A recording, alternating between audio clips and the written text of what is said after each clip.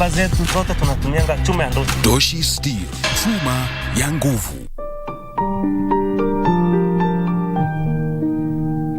The National Cancer Institute of Kenya, NCIK, was established to coordinate a multi-sectoral response to the growing cancer burden through coordination of services provided in Kenya for the welfare and treatment of persons with cancer, coordination of cancer research, recommending measures to prevent discrimination against persons with cancer, educating the public on the rights of persons with cancer. All of us have a role to play in cancer prevention and control by accessing screening and diagnostic services in our referral hospitals. Let us join hands towards a cancer-free nation. The National Cancer Institute of Kenya, leading the cancer response in the country.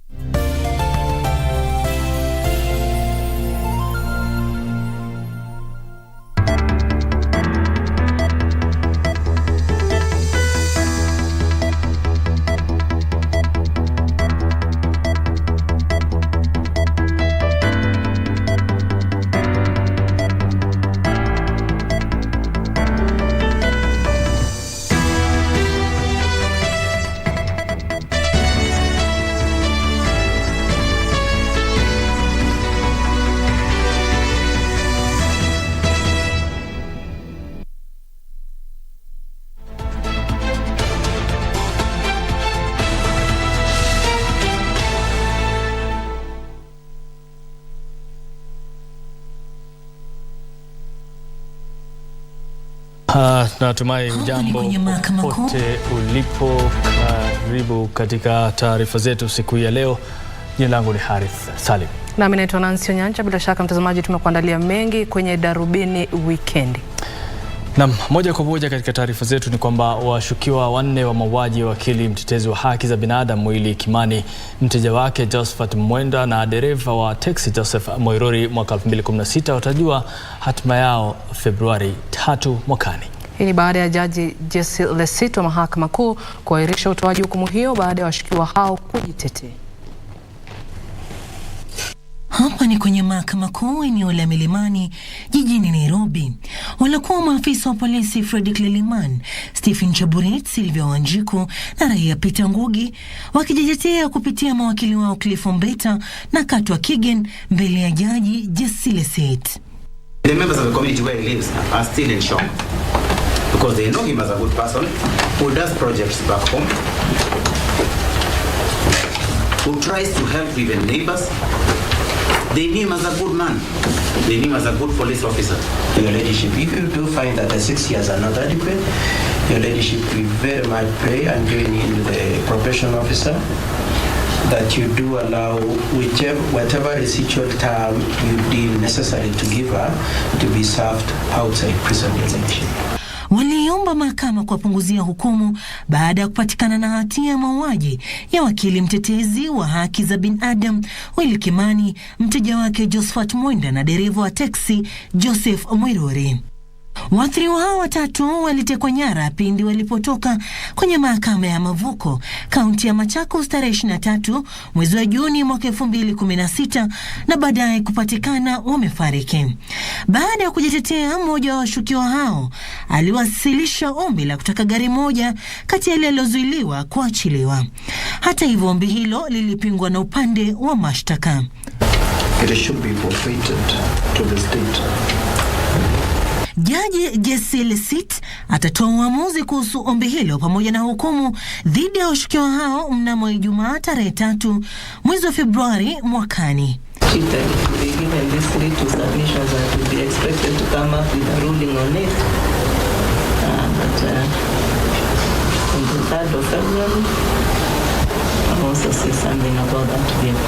Kesi hiyo imekuwa ikisikizwa mahakamani kwa takriban miaka 6. Sarafina Robi, Darubini.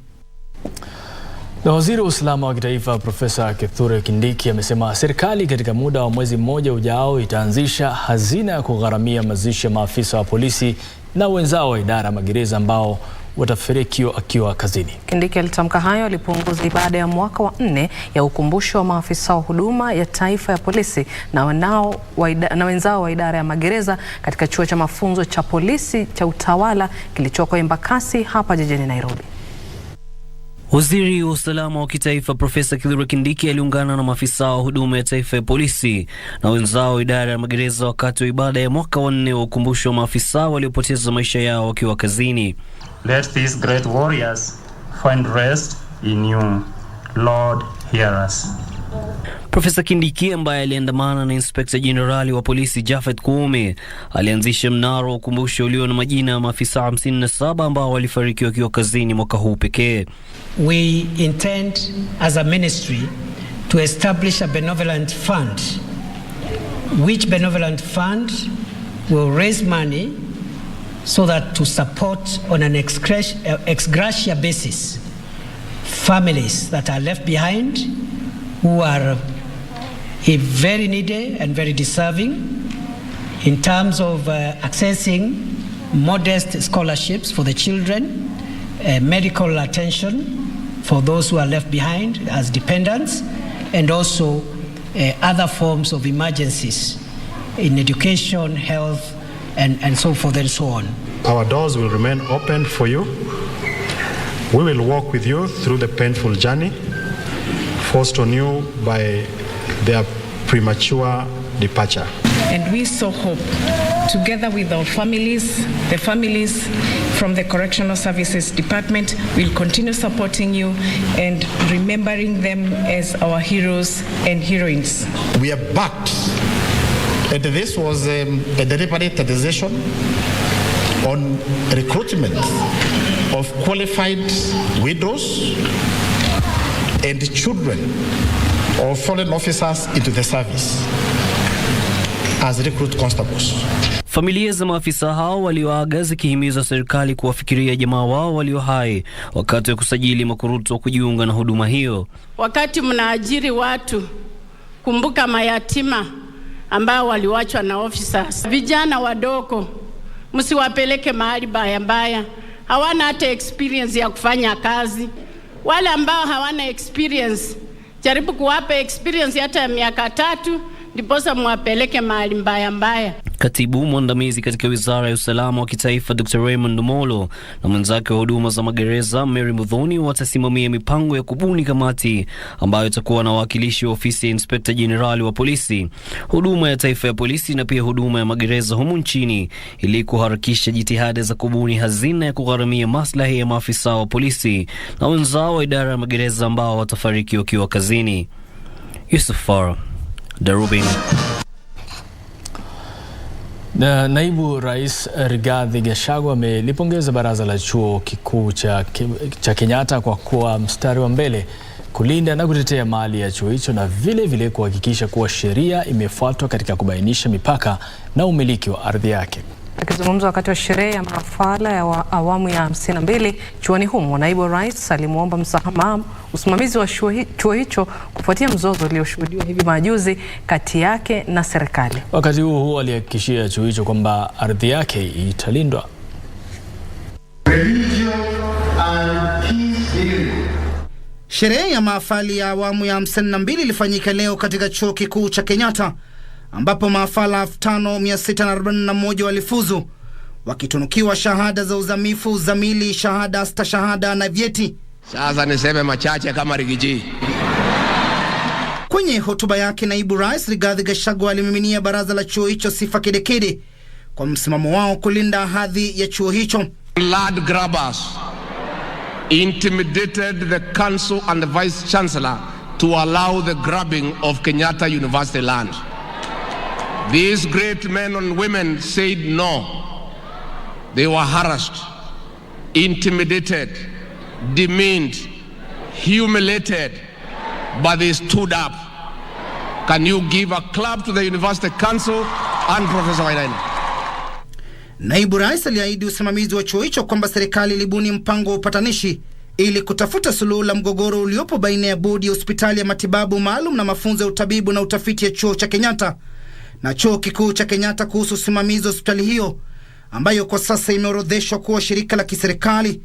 We are aware of the little friction and discomfort between the university management and the referral hospital. We have called a meeting in January to sort it out. We'll call the university management, the referral hospital management, the cabinet secretary for health, and the cabinet secretary for education to sort out that matter amicably for the benefit not just of the university but for the people of Kenya. Rigathi alisema serikali itajaribu kadri ya uwezo wake kubuni nafasi nyingi za kazi kwa idadi kubwa ya wanafunzi wanaohitimu kutoka vyuo mbalimbali. Our focus is about job creation, and that is why we have created a good atmosphere for investors to come to this country so that they can create jobs for our young population.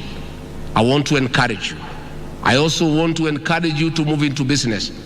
We have the Hustlers Fund that you can borrow and help you to set up small businesses. Aliwataka mahafala hao kuwa wabunifu ili kuhakikisha kwamba wamezifaa familia na jamii zao. We have been encouraged today and told that there are opportunities to create jobs for themselves, opportunities to get into entrepreneurship.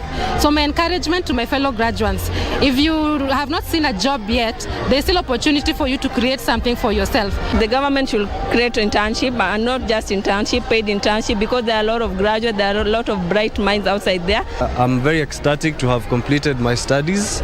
It's been hectic, especially with COVID-19 and all the parameters I had to undertake, which were barring us from coming to school. As to the Ministry of Education, I'd really like or prefer to make a consideration to the students who are taking JAB, where they would increase the amount of money they are giving for funding, as many of our colleagues have not been able to complete with the reduced funding of JAB. Huku swala la ajira likizidi kuwa kizungumkuti katika taifa hili, ubunifu katika elimu na utumiaji wa teknolojia umetajwa kama vigezo muhimu ambavyo vitaweza kutibu swala hili la kazi ya zimo, huku serikali ikistahili kuweka mikakati kabambe kuhakikisha kwamba Wakenya wanaofuzu kutoka vyuo mbalimbali au taasisi zote za elimu wanapata ajira.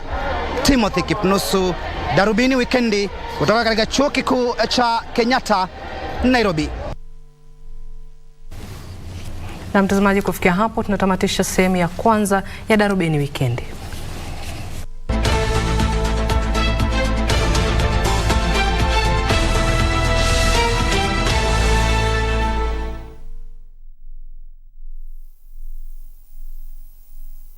Kupata maisha kama sikiza tune yako, bonyeza *811 *816#. Maisha ni mafupi, hivyo si vyema kumaliza muda mwingi katika malumbano. Hesabu baraka zako, wathamini rafiki zako na tabasamu ili udumishe amani. Kupata maisha, bonyeza *811 *816#. *811 *816#. Welcome to the Living Room Stadium. It's the FIFA World Cup. The match is about to start. Food and drink ready. There's no space left for anyone. Come on, get your lucky chair. Take your usual spot. Even the puppy has one. It's preparation time. You can feel the tension in the air. And do you have everything you need to believe?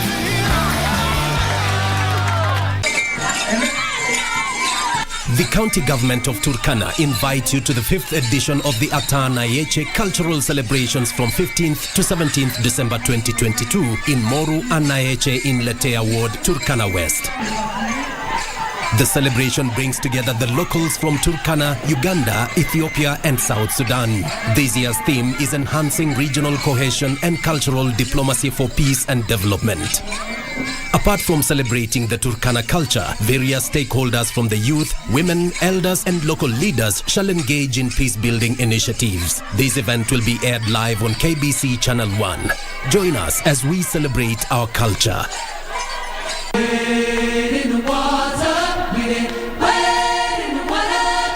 The ACK service this Sunday will be on air at 9:30 a.m. live from All Saints Cathedral.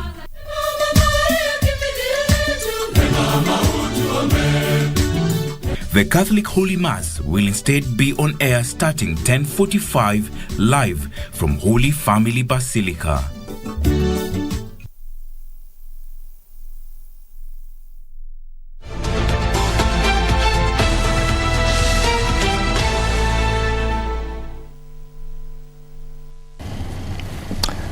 Inspekta mkuu wa polisi Japhet Koome amewahimiza maafisa wa polisi kutumia bunduki zao kujikinga wakiwa hatarini. Akiongea alipohudhuria ibada ya ukumbusho wa maafisa wa polisi walioaga dunia wakiwa kazini, Inspekta Jenerali alisema kuwa maafisa hawafai kushambuliwa na wakose kutumia bunduki zao.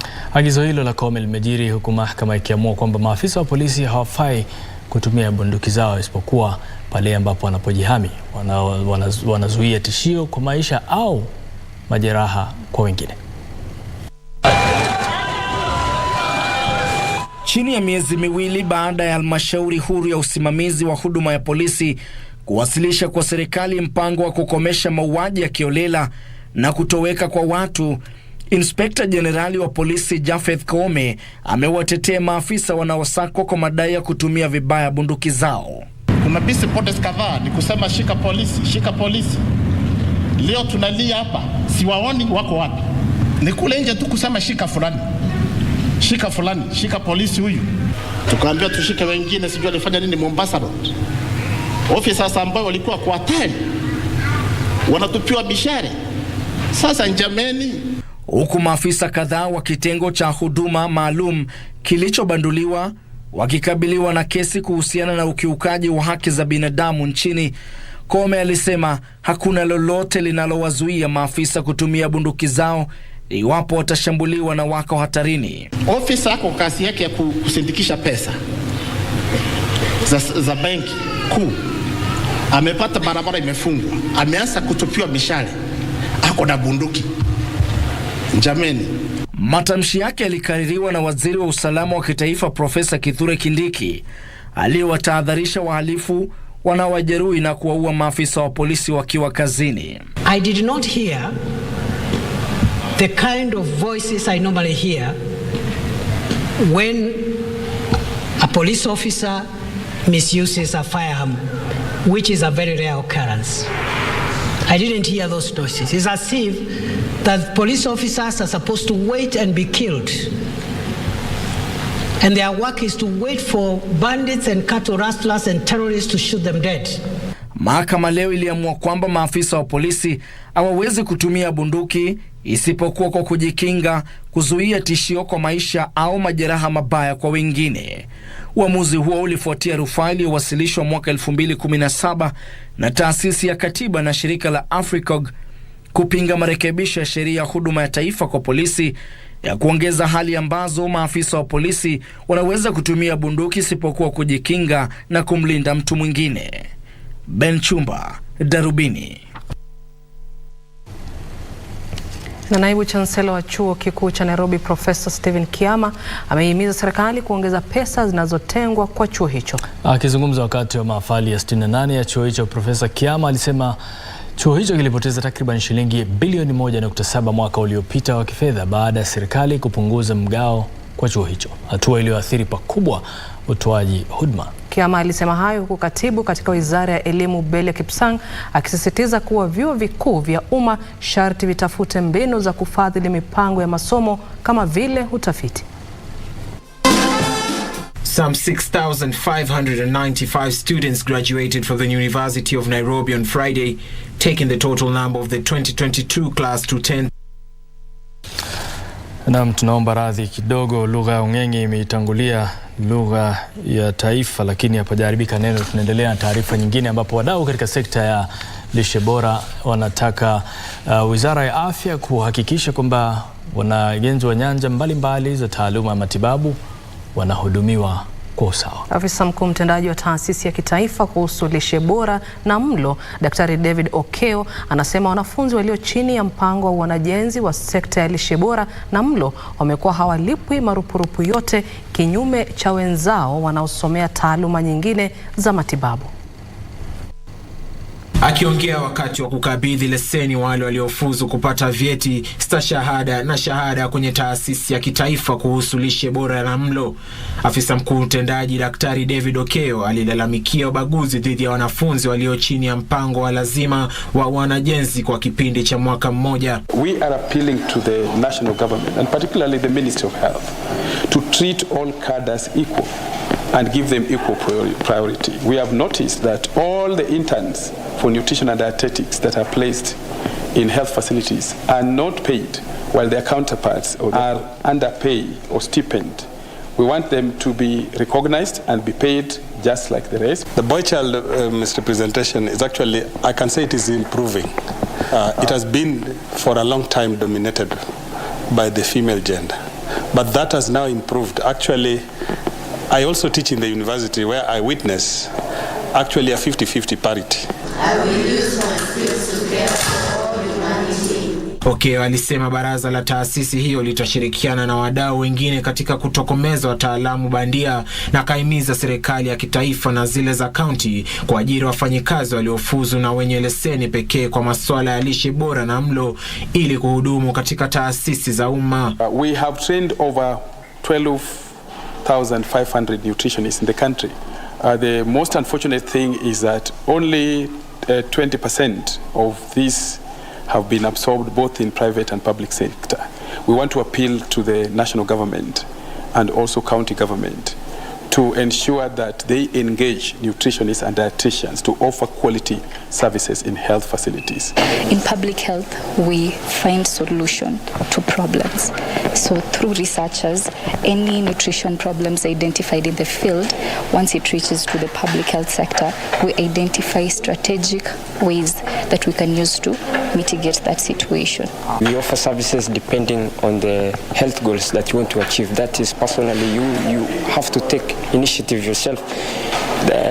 Depending on what you achieve, you want to achieve health-wise.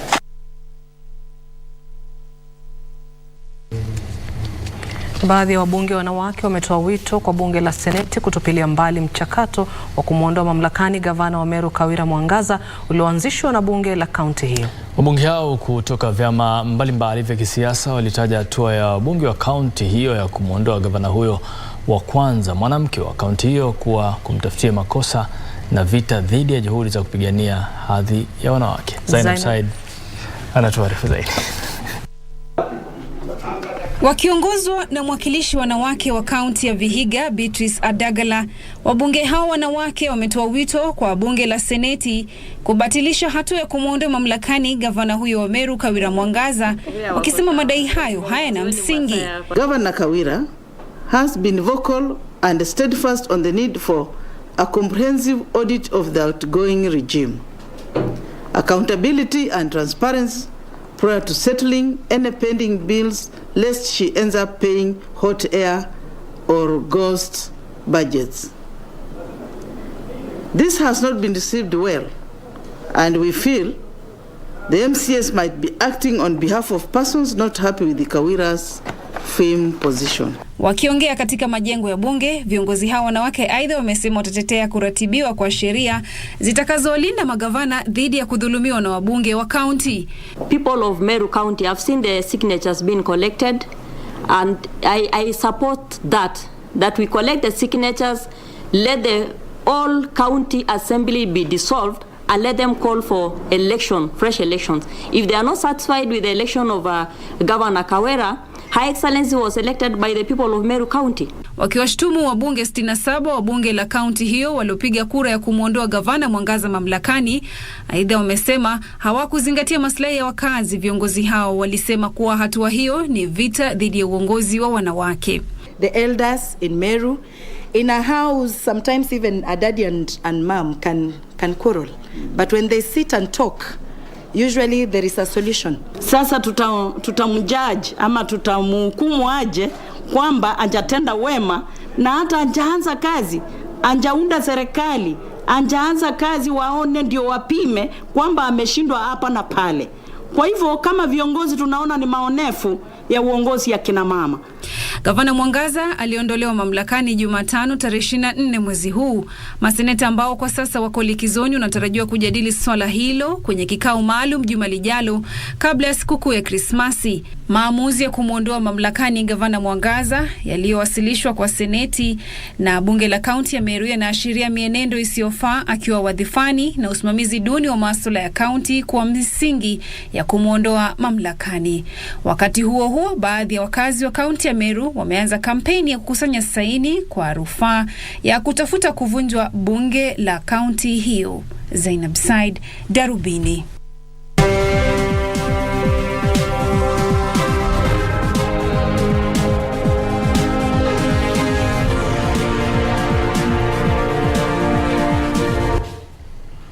Na kwenye biashara, halmashauri ya kuhakiki vyeti vya kuhitimu humu nchini itaanza kutathmini ujuzi wa kazi kwenye sekta ya jua kali ili kubaini ufaafu wake katika sekta hiyo chini ya mpango mpya wa mageuzi. Kaimu mkurugenzi mkuu wa halmashauri hiyo Daktari Alice Kande alisema mpango huo mpya utaruhusu watahiniwa kujiendeleza kitaalamu kupitia viwango vitatu ambapo mafundi wa jua kali wanaweza kutahiniwa katika lugha zao. Taarifa kamili ni kwenye mseto wa biashara.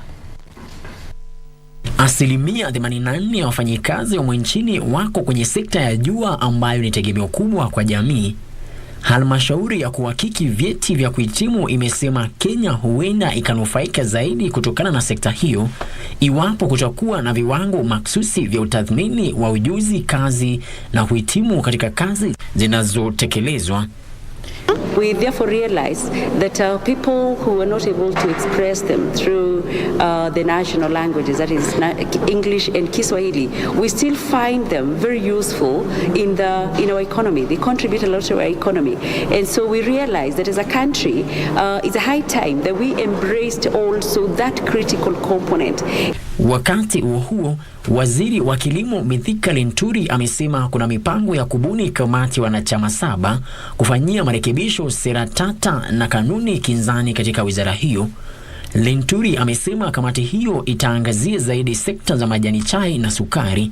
The issue of food is security in this country, I think of the past, because the manner in which we are engaging and the commitment we've been able to make between ourselves, the roles that the governors will have to play and the ministry will go in a long way trying to bring the farmers of this country together, involve them, support them at once, increasing the agricultural production. Hatimaye, takriban nusu ya wenye biashara ndogo na za kadri humu nchini wamepunguza idadi ya wafanyikazi wao mwaka huu, huku biashara 4 ndogo kati ya 10 zikidumisha idadi ya wafanyikazi. Ripoti ya mwaka huu kuhusu sekta ya wenye biashara ndogo na za kadri iliyoandaliwa na kampuni ya Wifa inadokeza kuwa wafanyikazi waliodumishwa na wale waliojiongeza ujuzi na maarifa katika enzi ya sasa ya mabadiliko ya biashara. Ripoti hiyo inaarifu kuwa mwaka 2022 ulikuwa na changamoto tele kutokana na kipindi kirefu cha uchaguzi na gharama ya maisha ambayo viliathiri mapato ya wateja na kudumisha uajiri wa wafanyikazi. Frederick Moki, Darubini.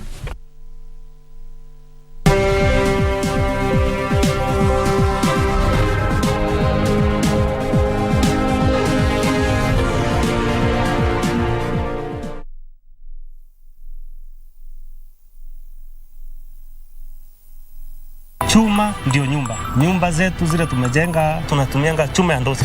geji yake iko sawa. Ukikuja kukata kuchomelea, chuma yenyewe imenyoroka. Toshi Steel, chuma ya nguvu.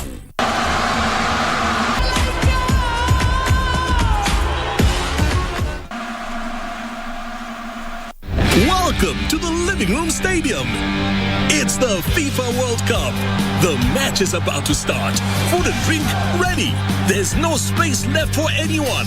Come on, get your lucky chair. Take your usual spot. Even the puppy has one. It's preparation time. You can feel the tension in the air. And do you have everything you need to believe?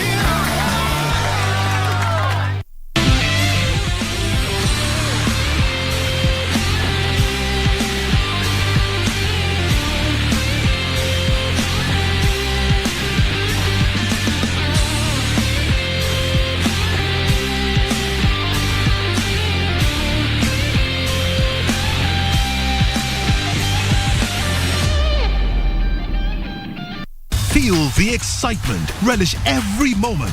Get 1.5 GB at 50 bob. Valid for 3 hours. Furahia futa. Dial *544#. Make Chaguo smarter na Airtel, the most affordable network. Hayawi mwishowe huwa. Kinyang'anyiro cha kombe la dunia kimefikia tamati. Je, Ufaransa wataweza kuhifadhi kombe hili dhidi ya Argentina? Jumapili hii kuanzia saa 12 jioni tutajua mbivu na mbichi pale Ufaransa watamenyana na Argentina kujua bingwa wa dunia. Usikose kutazama mechi hii live kupitia stesheni uipendayo ya KBC Channel 1. Pia tutakuletea matangazo haya moja kwa moja kupitia radio station zetu za KBC. Na kwa wale walio Kisumu, SportPesa wakishirikiana na KBC watakita kambi hapo City Square kukuletea mechi hii live kwenye big screen TV. KBC Channel 1, your true sports partner. World Cup iko KBC.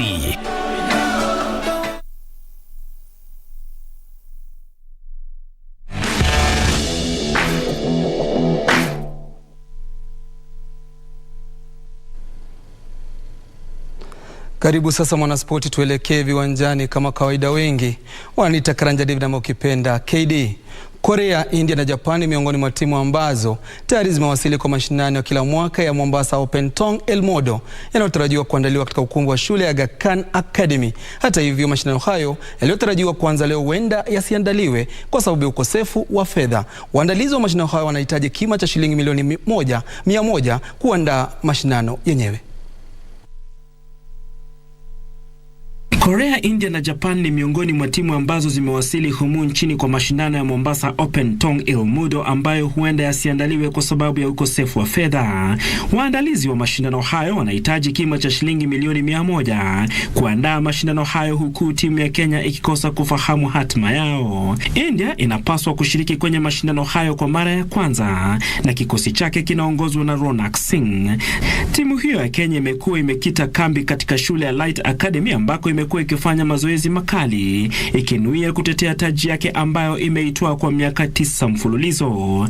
Makala mwaka huu yalivutia timu kadhaa ambazo zilikuwa zinashiriki kwa mara ya kwanza, zikiwamo Venezuela na Italia. Jumla ya timu 28 zinatarajiwa kushiriki. Mwaka jana Kenya ilitoa ubingwa kwa kutoa nishani 39 za dhahabu, 33 za fedha na 52 za shaba. Ufilipino ilimaliza pili kwa nishani 19 za dhahabu, fedha 16 na shaba 7. Nayo Jamhuri ya Kongo ikashikilia nafasi ya 3 kwa dhahabu 12, fedha 5 na shaba 10. Hapa studioni Harith na mambo yake. Kocha mkuu wa timu ya taifa ya Ureno Fernando Santos ameng'atuka wadhifani baada ya miaka 8 kufuatia ushindi dhidi ya Morocco kwenye mechi ya robo fainali ya kombe la dunia. Aidha, shirikisho la soka nchini Morocco limewasilisha malalamishi kwa shirikisho la soka duniani kuhusu uamuzi wa refa aliyesimamia mechi hiyo ya nusu fainali dhidi ya mabingwa watetezi Ufaransa nchini Qatar siku ya Jumatano.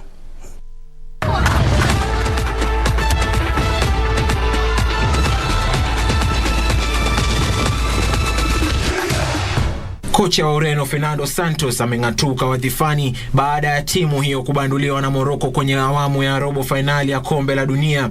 Santos amekuwa kocha wa Ureno tangu mwaka 2014 na aliongoza Kwenye habari zingine, refari wa Poland Simon